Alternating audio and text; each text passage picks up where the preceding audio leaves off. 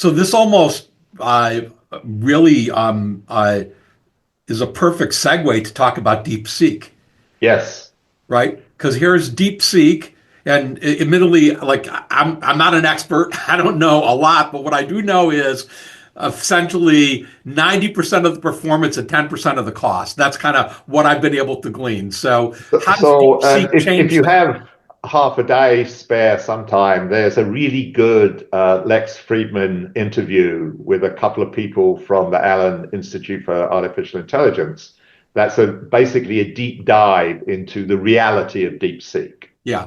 And their rational but not proven conclusion is that they had a lot more GPUs than they claimed, uh, and that they did some very clever, I mean, very clever low-level programming below the CUDA level, which is where most people stop because it's really hard to figure out how to optimize what goes on in a GPU.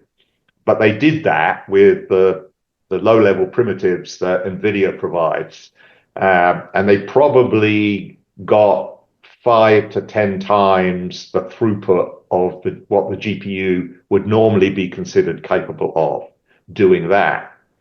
But the really interesting thing is the enhanced training strategies that they used and the fact that their resulting model is not just one model, it's what the state of the art calls a mixture of experts model, where there's one model that tries to guess what you're trying to do, and then it farms out the work to smaller models which do specific things particularly well.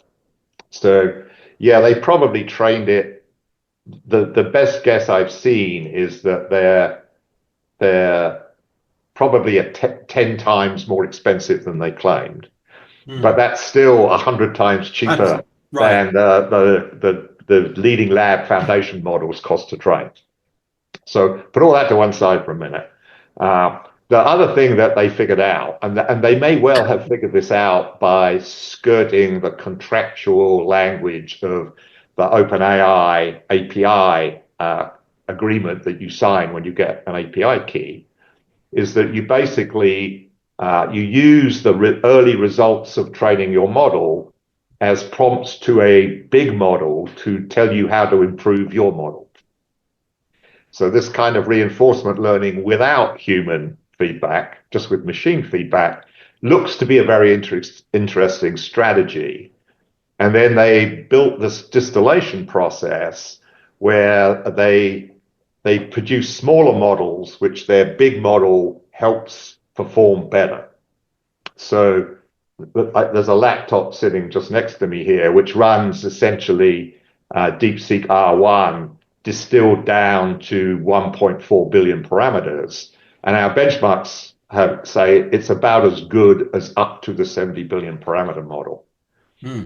The big model, 671 billion parameters, takes a minimum of 8 H100 GPUs to run inference on.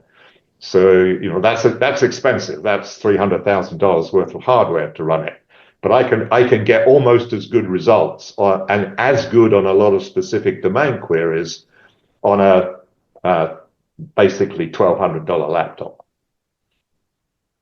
That's pretty significant. Yes, it is. It is.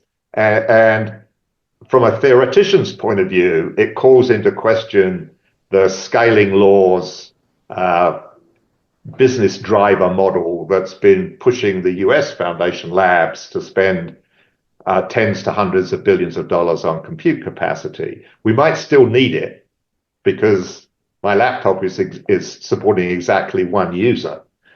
I couldn't get the same performance if I Right. had to let a million people use it. Right. Right. So we still don't quite have the right stable model of how the economics of infrastructure will work, even with DeepSeek. But at least it's basically said this, you guys were on a road to whatever the future looks like, and it might not be the only Right. road.